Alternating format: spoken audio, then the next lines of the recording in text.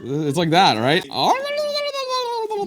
It seems like for every year that goes by, electric cars get closer and closer to taking over the world. But as someone that still drives internal combustion cars, what will it take for me to make the hop towards the future? Let's talk about it. When you're seeing friends of ours like Marquez with his Model S Plaid, Quinn from Snazzy Labs with his Rivian R1T, and the endless amount of other creators with Model 3s, EVs might as well be a quintessential part of the tech YouTuber starter pack. But not me, I love myself a good old internal combustion engine. V8s! My LS400 was great until it wasn't. The V8 Lexus is fully functional right now. Yeah, and it also makes very loud noises. Definitely not good for the koalas. Just like other car guys, I love the sounds, the sensations, a lot of which you can't get with an EV, at least not yet. There is that Dodge Charger Daytona EV concept thing that they've been showing around that makes some cool noises, but it ain't the same, I'll tell you that. It sounds like Kit if it was a vacuum cleaner. I'm telling you, that's what it sounds like. Okay, here, listen, ready? Okay, that's not the same thing.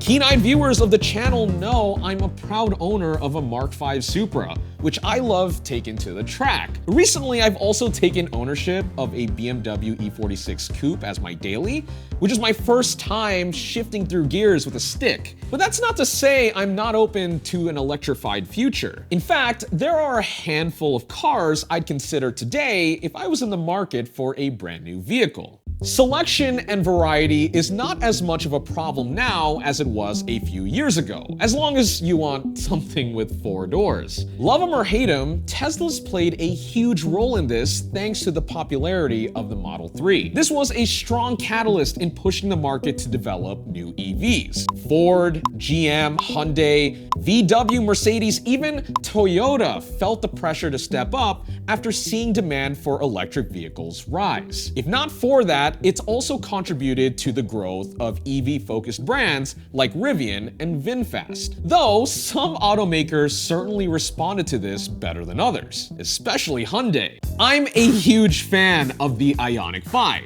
and I know what I'm about to say is gonna get people riled up because it certainly did on Twitter, but I think it's one of the best looking cars on the road today, period. At least as far as attainable daily drivers go. Especially in that matte silver.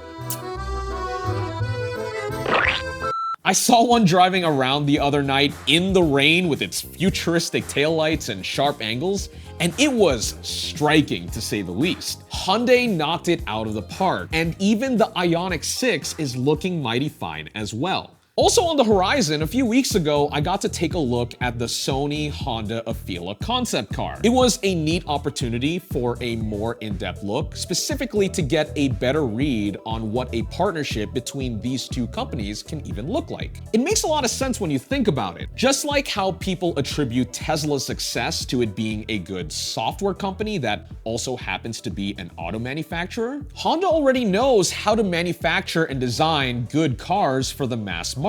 But together with Sony, the hope is that technology and software can round out the overall user experience. Sony already specializes in cameras and image sensors, the fruits of which are scattered all around the vehicle for safety and driving assistance features. But there are also plenty of interesting user-centric features, especially in the infotainment, including being able to remote play with your PS5 while you're, say, charging your car. As with most concepts, there's no way of telling how much of this will make it to an actual model. However, I can tell that Sony and Honda are cooking to produce something pretty quick, because sitting in the Afeela concept, it didn't seem too far off from a production-ready design. And with how fast the market's moving, I can't really blame them.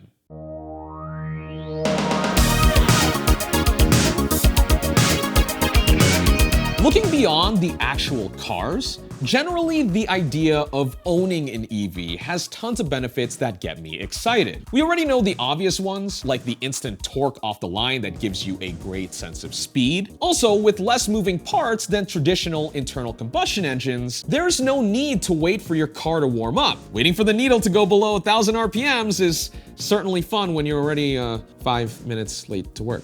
Sorry, So that's Austin. why. I don't want to hurt my child. You know what that's like. Oh, not the hurting your child part.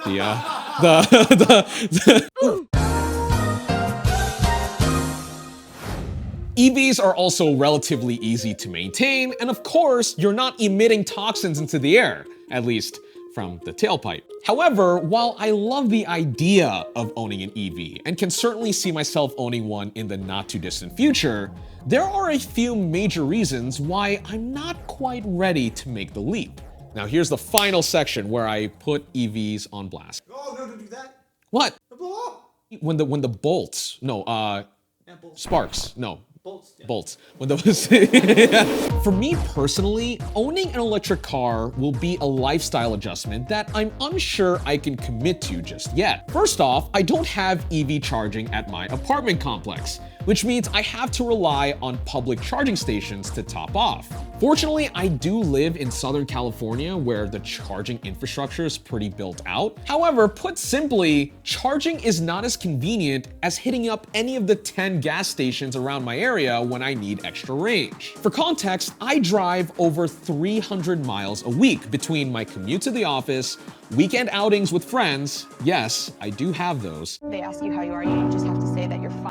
Plus, I enjoy my fair share of spirited drives up in the canyons whenever the weather's nice. So realistically, the compromises here are: 1, my options for vehicles dwindle given range and budget. 2, I can certainly move to a spot with EV charging, though that would be silly to move my life around the car and not the other way. Which leads me to number 3, which is that I'm at the mercy of the charging around my area, which will be a learning experience min-maxing between speed and reliability. Really though, not being able to properly test drive and specifically live with one for an extended period of time, it's hard to say how well I'll actually adjust. Buying a car already costs tens of thousands of dollars, which isn't an easy drop in the bucket. Add on how fickle the car market is at retail. Past a certain threshold of uncertainty, the thought of buying a new EV simply stays a thought. I think that things are only going to get better from here,